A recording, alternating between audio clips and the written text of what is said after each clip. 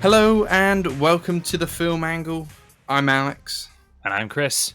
and today, in potentially our sweatiest episode yet, as we suffer in the 30-degree heat in our closed windows rooms, recording Yeah. our review of the latest Predator movie in the franchise, Prey.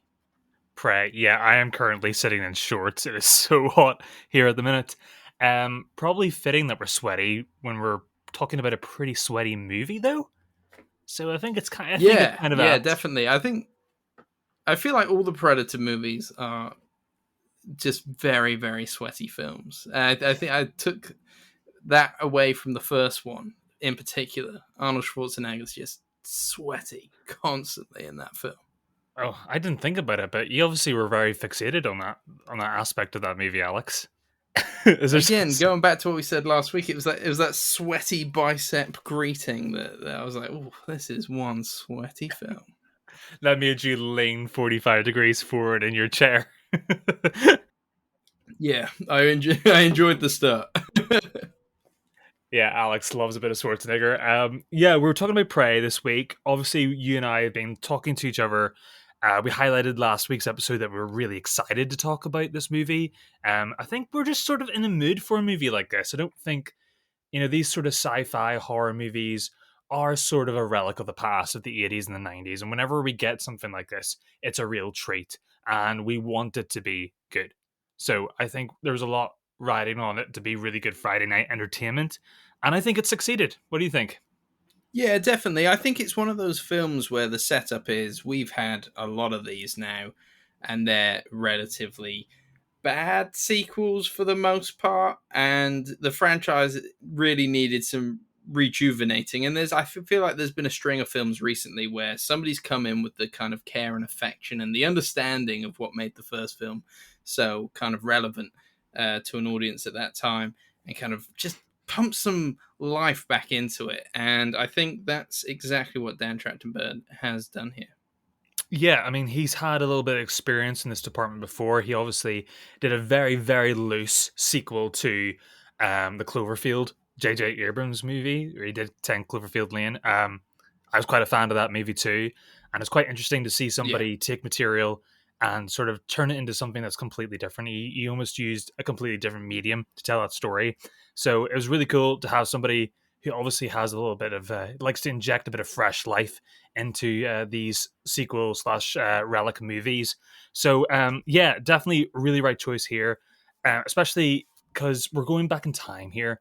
We're got nothing to do with the movies we've seen. This is 300 years before even the first Predator movie. So we're not relying on any throwbacks or any cameos or nostalgia, like a lot of legacy sequel movies that we get these days. So it's really refreshing to just see something that is completely its own thing. And Prey definitely succeeds in that regard. Yeah, and obviously last week we discussed The Predator, and I went back to watch it to kind of prepare for this film.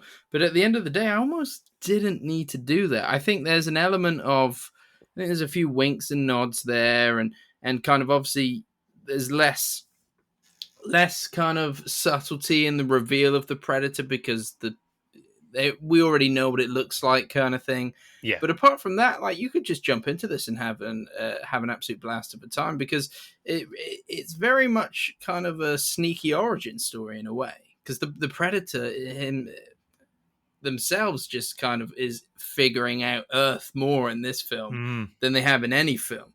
Really just kind of like almost observing for the most part until something attacks, and then it's like, all right, now I'll kill you, and kind of like building its way up to find out what Yeah. can it take all the predators on Earth, kind of thing.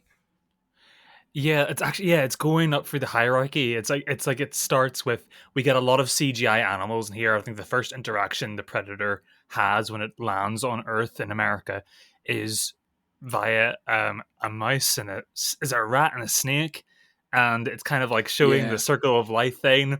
And but the predator is just sussing out what these animals are and working its way up. Okay, a wolf, and okay, now it's a human, and it's working its way up through the stages of the hierarchy in sort of Comanche era America. So that's very fascinating, very interesting what you said about its first visit on Earth. And maybe that is a good reason to watch the original Predator, because the tech that the Predator uses is completely different to what we see in the 1980s version of the Predator that we see. It's a lot. There's no lasers. There's no like beam weapons or anything. There's almost like a tribal sort of version of its weapons, where it's shooting more metallic weapons that are more in tandem with the Comanche bow and arrow weapons and everything that we see on screen. So that kind of makes a lot of sense too, and that's quite interesting to see the evolution of the weaponry in Predator in a nerdy sort of way. Yes, yeah, definitely, definitely. And I think the best way to sort of describe this movie is, not to be blowing up my own smoke or anything or quoting my own Letterboxd review, but I sort of saw the movie as like a grown up version, the first sort of XR rated version of a princess Disney story. It kind of has those sort of thread lines. We follow the story of Naru, played amazingly by Amber Mid Thunder, great name. She is a skilled female warrior. At least she is self-taught that way. Anyway, I think there is definitely in her tribe the men are the hunters, the gatherers, and the women have the more traditional roles at home. And I think she is somebody who sticks out. Very much like a lot of Disney princesses do. She wants to break the mold and become a skilled warrior and really prove herself. And amidst her journey, she encounters a predator, and it's two pretty formidable foes fighting each other, and it becomes a movie. I think Prey is very interesting as a title for this movie, because it really turns its head on who actually is the predator in this. At the end of the day, it's like it's two equals fighting each other and not a sort of picking off one at a time. So I thought that was a really cool twist on a pretty old formula. Yeah, yeah, it definitely felt almost like kind of harking back to those kind of Alien days and Terminator and stuff like that. Mm, Um, you know, that kind of slow build up to a big clash, slowly learning about each other, figuring each other out. Obviously, at the very kind of start of this journey, Naru is completely outmatched for the Predator, but that's kind of her strength is highlighted throughout the place. Like she wants to be a hunter like her brother and the other kind of men in the tribe, but she's not perfect at it. But she's very smart and she has a very logical thinking brain and she's very good at coming up with plans on how to kind of hunt these things and figure these things out, but obviously not very well respected by the men for trying to kind of enter that kind of patriarchal system of the tribe. But obviously by the end of the day is able to kind of prove herself as kind of as good as those guys and kind of uses her weaknesses and kind of uses them to and her strengths mm. and weaknesses to kind of outmatch this kind of uh, otherworldly being. Oh, for sure. And the movie is patient enough to give us time alone with Naru, where she is training and really honing her skills in. And we get mistakes. Like we said, we have encounters with lions, we have encounters with bears, no tigers though. We have encounters with other animals where she is close. There's definitely skill in there, but there's more for her to learn. And it's through these encounters that we really get a realistic stepping stone up into the final climax of the movie. I think it's fair to say, and for the experiences that she learns in the movie, we it's definitely earned and deserved. Yeah, it's like her failures and kind of struggles throughout the film end up being the kind of catalyst for getting the predator at the end of the day. She's there's a sequence where she kind of falls into some kind of sinking mud uh, bog kind of jungly bog thing, Mm-hmm. and she has to get her way out of it, and then obviously that comes back at the end of the film where that's where she's able to trap the predator, and she's like while she's slowly learning about how he uses his weapons and stuff like that. And it's just a really really kind of brilliant, well done action film. I just really really enjoyed everything that was going on here. Yeah, and just a real shame though that we had to. Obviously, this is not a cinematic release. This is a straight to Hulu, or if you're living in Europe, it's a straight to Disney Plus film produced by 20th Century Fox. So it's a real shame because we have some beautiful, beautiful landscapes, and there's no hyperbole there.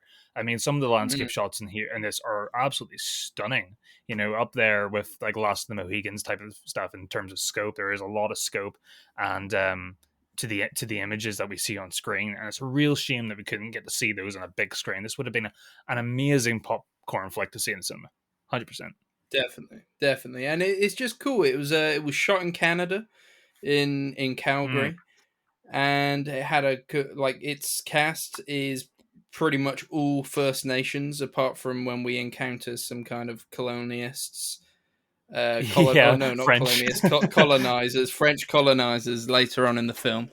Um, yeah, and it's just kind of really interesting to kind of see that representation on screen. It's almost a little bit of a history lesson as well, in terms of kind of seeing how people lived back then, and kind of the different things that were kind of dangerous to them at that time.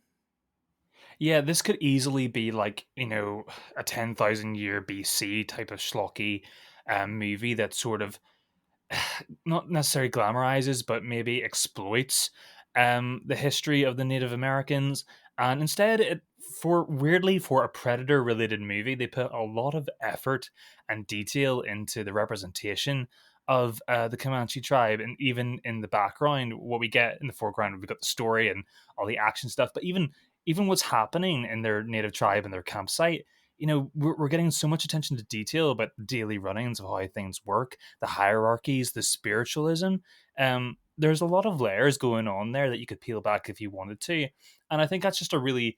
It's nice to have a refreshing sort of tribute to Native Americans who probably haven't had the best sort of representation in the history of cinema, to say the least.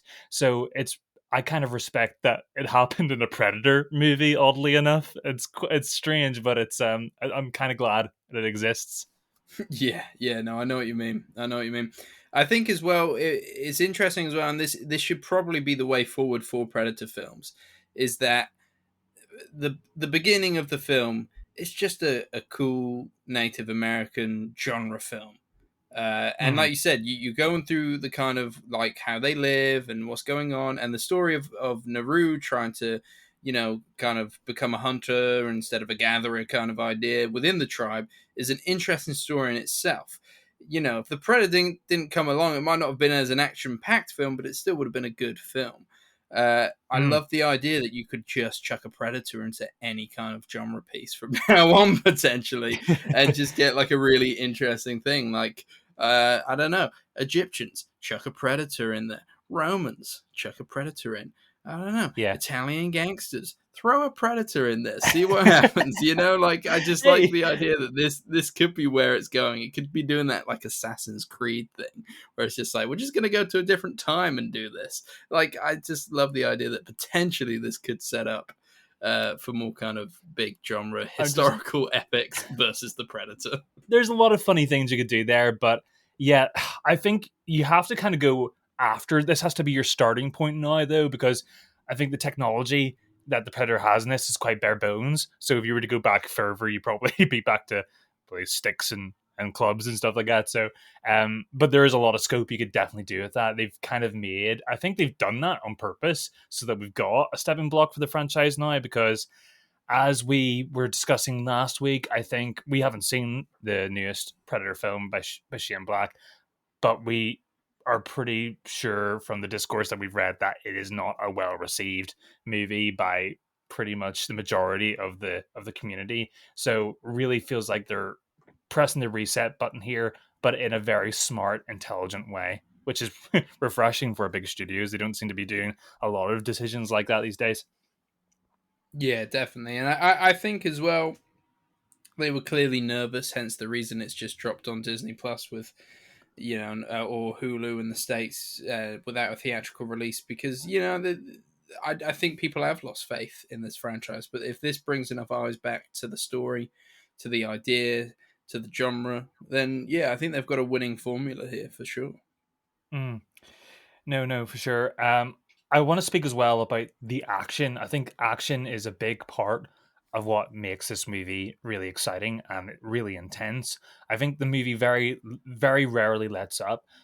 We get so many stunning shots mixed with great sound editing in this too. I don't know about you, Alex, but I'm a sucker for those tomahawk sounds. Every time a tomahawk smacks into a tree or something like that, and she pulls it with the rope or anything, I am I love that sort of stuff. It's kind of like ASMR in cinema mode, but I love that sort of stuff. There's loads of fun trickery happening with the camera. There's this amazing shot where she is her first encounter with a lion, which is quite scary. It's all at nighttime, but it shows how adept she is. That the camera kind of moves in tandem with her. We get this beautiful bird's eye look onto Amber Mid Thunder when she's honing a bow and arrow, and she twists around a tree, and the camera does this weird rotating move that you don't really see in a lot of movies with her. And there's a lot of little touches like that in this movie that really add up and make it really exciting and fresh, and bring a little bit of cinephile quality to a movie that, you know, maybe necessarily in the past didn't have flares like that. Yeah, yeah, definitely. And I think it's worth saying as well, less artsy, but more kind of, we've reached a point in technology and practical effects that we can actually show this, is that we fully see the Predator unleash on just like an army of dudes, a small army, Mm, but, like yeah. a group of 10 or so people. And in like pure daylight, you just get to see the Predator unleash with all the different weapons and stuff like that. Yes, in their kind of primal senses, but really just go ham on people. And Mm. these people are villains in the film. They capture our hero at one point, so we don't care watching them getting slaughtered. And you can enjoy the Predator just going like absolutely nuts on these guys. And Oh, it's it's a quite fun great to scene. actually be able to see the full potential of the Predator actually to do that, which I don't think you probably would have been able to do to quite such glorious effect back in the 80s. Oh yeah, and this predator is nasty. I think he's probably the nastiest predator I've seen out of all. Like he is pretty relentless, and he kills in pretty gruesome, painful ways. And like I even feel sorry for the animals. I mean, we talk about that first encounter he has with a snake. He skins the snake alive with one pull of his hand, Mm. and then there's a callback later on when Naru is, you know, navigating through the woods when they're trying to hunt this lion that they've been after, and she sees some blood on the forest floor, and what appears to be just like what's left over of a snake, and it hasn't got skin on. It's just like it's like a tentacle, and it has a little last little wiggle, like it's still alive even after all these hours of pain. This poor little animal is still alive after being skinned alive, and you're like, oh my god, this thing is nasty that it like skins things and doesn't even let them die, just lets them live in pain. Like that really sets up for how formidable a foe we're going to get in this movie. Yeah, and I think it adds to that element of like it's very much observing. It's very much like, what is this place? What are these things? And Mm. I kind of really like that. It was kind of just sitting there until something happened, and then it was like, oh, the snake's gonna attack me. Okay, I'm just gonna skin it and kind of observe what is this thing.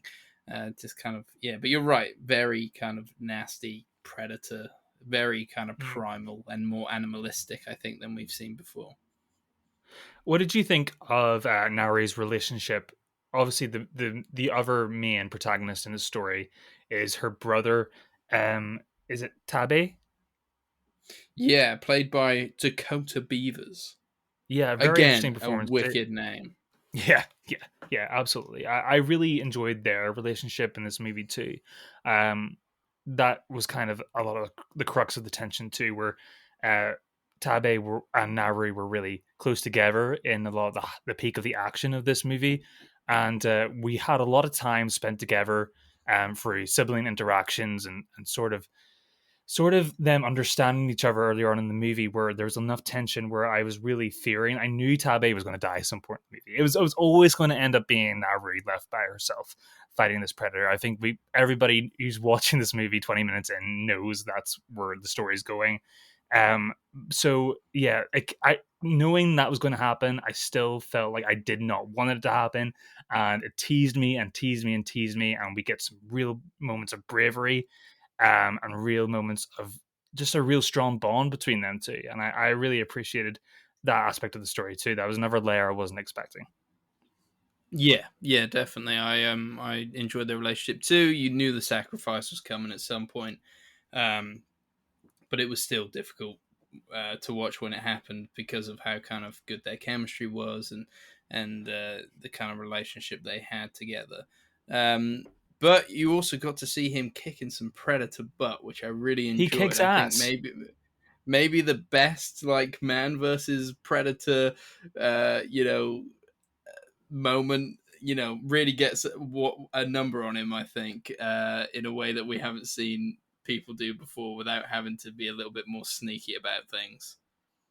No, 100%. I think if again we're dealing with a predator at the end of the day, and this predator takes a lot of hits that would have regularly killed a lot of massive hulking men in real life. So it's crazy.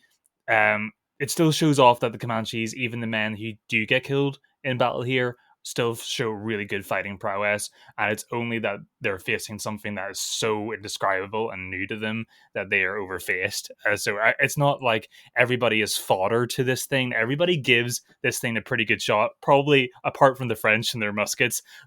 Mentioning that the musket jokes are pretty good in this. I don't know if you noticed that.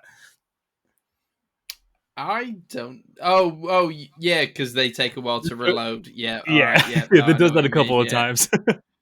yes, yeah. Okay, I was trying to think. Then I was like, I don't remember anybody making any quips, but you're right. It's more of a physical thing. Yeah, no, that's good.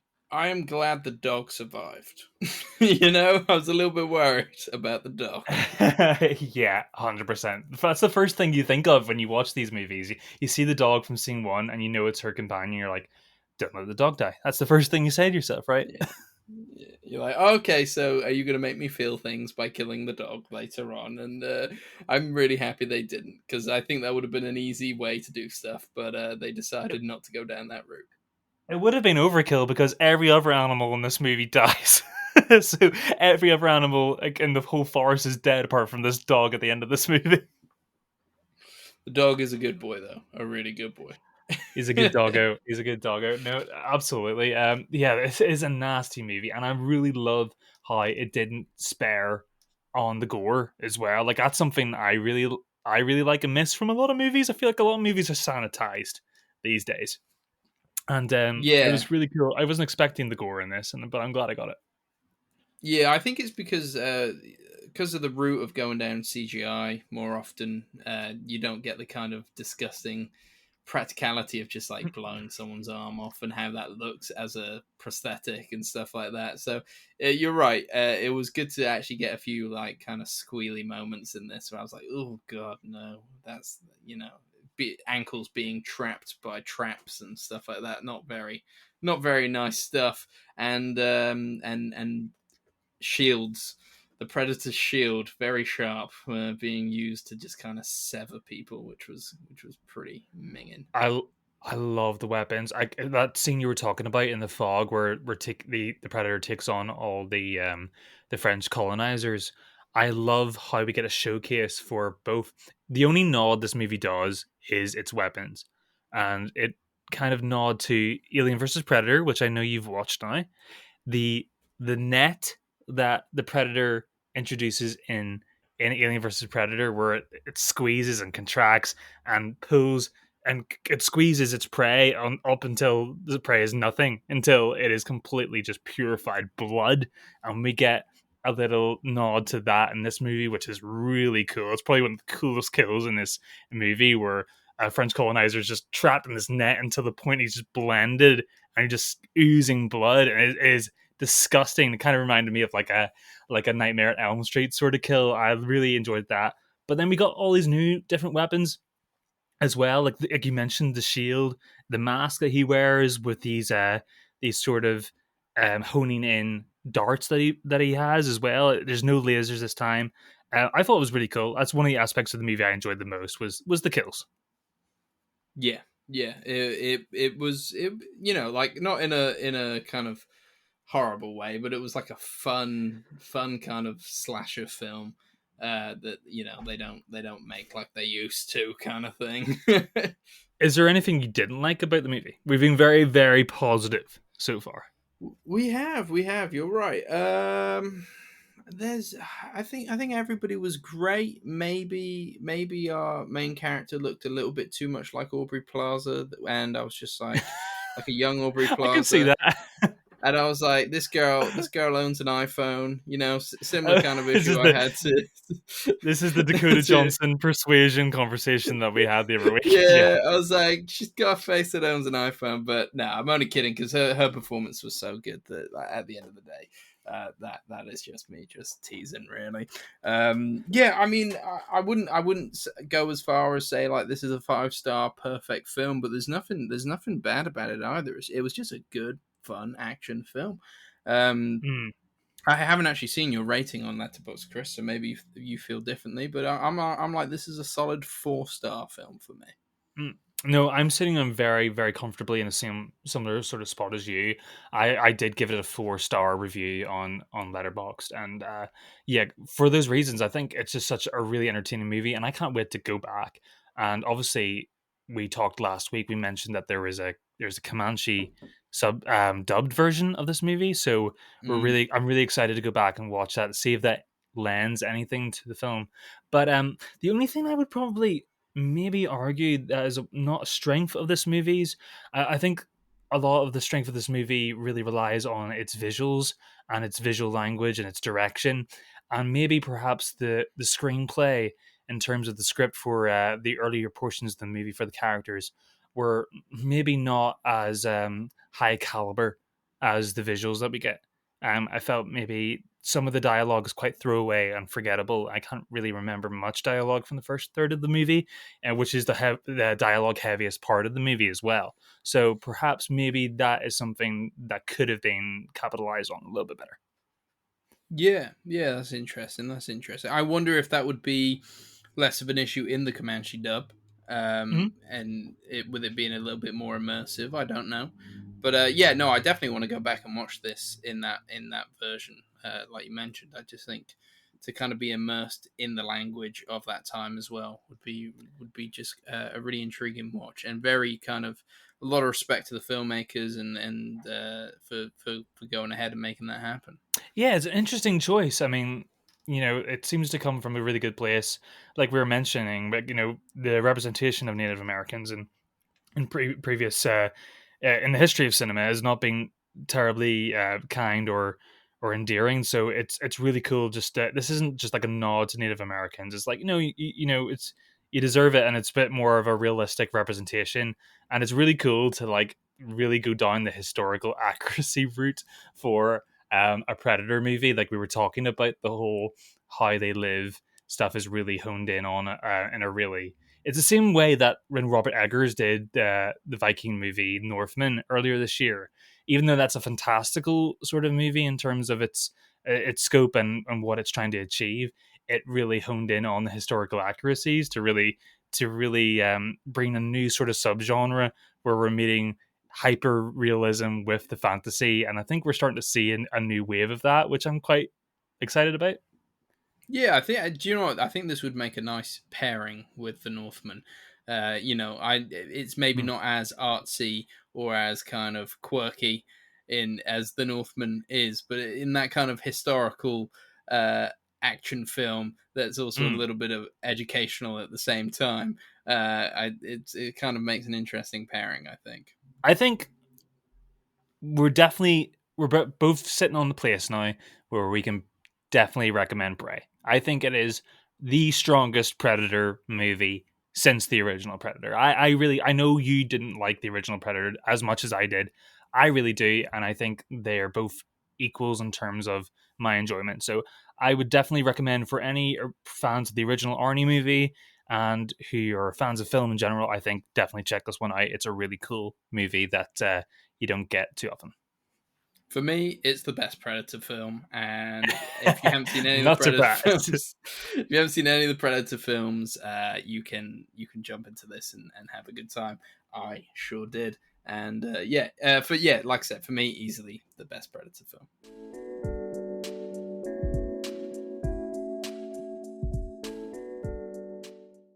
Okay. Well, I'm going to talk about something really, really quickly. I want to get off my chest. I've caught up with a movie the other day, Alex, that was not like Predator in any sort of sense. It was on Mubi. I know we both really like Mubi. We like to catch up on things there every so often because we get really strange and wonderful things on there that we don't generally see on normal streaming services. And the movie I caught up with was Blood and Black Lace, and it's a movie, 1964, directed by Mario Bava.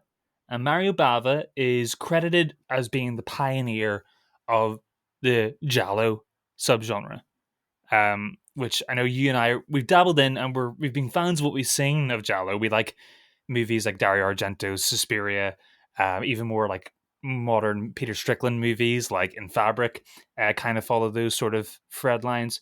And for anyone who doesn't know, Giallo is a type of subgenre that came about in the 60s and the 70s, which was it's Italian movies, would you say, Alex, that are gory, centered around a murder, and have a schlocky sort of 70s aesthetic to them, but are also very beautiful and well made.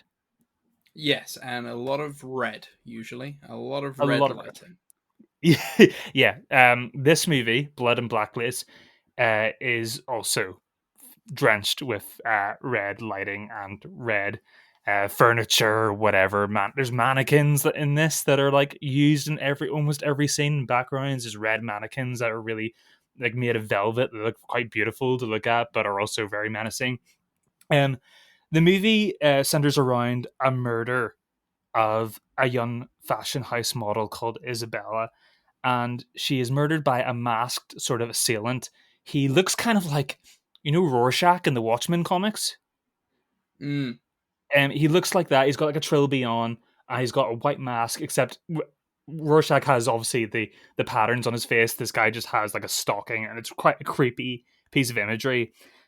There's an investigation that goes on around the murder of this model at the house's various there's a lot of people who work in this fashion house where Isabella was murdered, and they all seem to have a connection to this young fashion model, a negative one where she has some dirt on them, and her diary after her murder appears, and everybody is really like eager to get the diary and burn it because it has something dirty about them, and nobody's talking to each other about it. So everybody's a suspect. And as the movie progresses, there's a lot more murders to happen to other models in the house, and it's really creepy, really, really menacing. I thought it was a fantastic, fantastic movie. Um, Obviously, Mario Bava, like I mentioned, he kind of invented the genre, so I can appreciate a lot of things that appear later on in works like Dario Argento's Suspiria really are credited from coming from a movie like this. It oozes with the colorful, surreal staging that is as disorientating for the viewer as it is for the poor victims. It's a lean, breezy piece of pioneer filmmaking. And yeah, if you've got a Mubi account or if you're a fan of horror movies, the history of horror movies, please check out Blood and Black Lace. It was a really pleasant surprise for me. Yeah, it's actually on my watch list on Mubi currently. So might give it a watch very soon. And to know that you're a fan, it always helps. Okay. What about you, Alex? Have you caught up on anything? Yeah, so I caught up with another film on Disney Plus. I guess it was a bit of a double bill this weekend, called Not Okay, which is about a young woman. It's a new one with, I don't know how to pronounce her last name, so I'm going to Zoe Dutch, I believe, who plays a young woman called Danny Sanders, and she works for this kind of, I guess it's like a BuzzFeed kind of journalism place, and she is a photo editor, but she wants to be kind of more well known, and she's desperate for followers and for kind of fame, and also for a boy played by Dylan O'Brien called Colin, who I'm pretty sure is called like Weed Boy Colin on Instagram or something like that. For some reason, she fancies this guy. The film does actually set up at the very start of the film as a little warning by Disney that this features an unlikable female protagonist. So, you've Is been that warned, actually which is true? that is actually true. It's a little bit weird. But basically, she fakes a trip to Paris, and whilst she's faking this trip to Paris, a terrorist attack happens, and she has to kind of pretend that, oh, she was there also. And it just takes her down a rabbit hole. Uh, Ooh. yeah, yeah. So, because she doesn't want to let loose to everyone that she was faking the trip to Paris, and then it goes down a bit of a rabbit hole as she's able to write an article about her trauma being there and stuff like that, and that kicks Oh off her my god. fame, and then it all just kind of escalates out of control. And hence why she's not the most likable protagonist. But it does a really good job of kind of humanizing somebody who kind of, the kind of way our brains are like craving attention from social media, and the kind Mm, of lengths that people, like influencers and stuff like that, will go to kind of like give you this idealistic image of a perfect life. No, obviously this isn't a perfect life. This is like, I've been in a terrorist attack, but it's a kind of really interesting kind of satirical film that looks at our times, and quite funny as well, despite the topics that it's I kind could of see, showing. yeah. And yeah, it does a good job of kind of walking the line of kind of the comedy and drama. And obviously it's kind of, trying to show off this kind of TikTokified world, if that's a kind of phrase, I don't know, but kind of like Yeah. really honing into the kind of Gen Z way that we kind of take media and run with it. But yeah, it's a really interesting film and worth checking out. I think, I don't know, it's just is for some reason I got a bit of a Truman Show vibe from it at times. Mm, I guess it's just kind of that like living a lie kind of thing, but obviously it's a little bit different because obviously our main character here is kind of creating the lie. But there is a young actress called Mia Isaac who plays Rowan Aldrin, who's a school shooting survivor who our main character befriends, and she's also an activist and does all these amazing speeches. I just want to say she's like insanely good in this, mm, and for such a young actress, I was like, blooming heck, I imagine we'll be seeing a lot more of her soon. But yeah, she gives a really powerful yeah. performance. I'm looking on here, But and yeah, she, including not okay, she only has 2 credits. So I imagine she has a lot of great stuff ahead of her. yeah, she's absolutely incredible. I guess she gives a kind of like that kind of Greta Thunberg vibes of kind of standing up to the establishment and becoming this kind of face of a certain movement and stuff like that. But yeah, she's brilliant, and obviously kind of swayed in by the lie as well. Really interesting, really interesting to see how it all unfurls and kind of the kind of awkwardness that brings as well. Yeah, give it a watch. It doesn't apologize for itself in a kind of cringy way or anything like that. It really kind of holds its characters to account. I thought it was a really good film. No, no, Worth thank. seeking out, as it's not getting a lot of kind of traction. I don't think I've not seen it kind of advertised anywhere as of yet. Well, it's falling into this algorithm at the minute, like a lot of streaming services do, just like Disney Plus, where it doesn't really get much fanfare or advertising. It just sort of drops, and we film lovers have to pick up the pieces and spread the word. Absolutely, though, I this has been on my radar, so I will be catching up with it over the next week or so. So, no, thank you very much for sharing that, Alex. Yeah.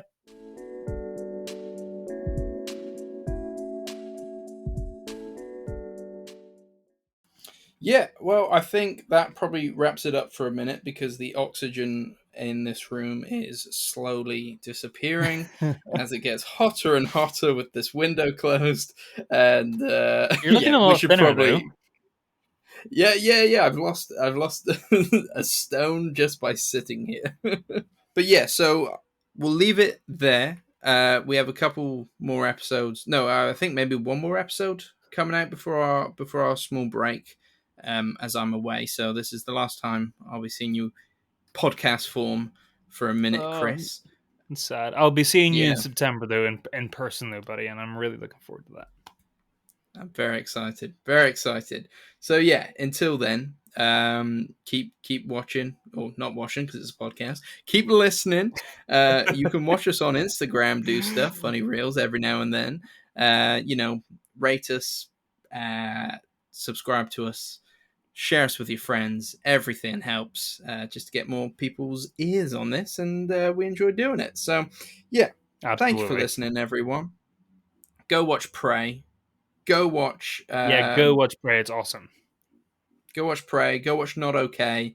Yep. And what did you what did you review, Chris? What was it called? Blood and something? Blood, the most memorable title ever made. Blood and Black Lace. Yeah, you'll forget about it Blood as and soon as Black you Lace. go off this podcast. Go and watch it. And do you know what? I will probably watch Blood and Black Lace at some point as well. So yeah, thanks everyone, and we'll see you soon. Bye, guys.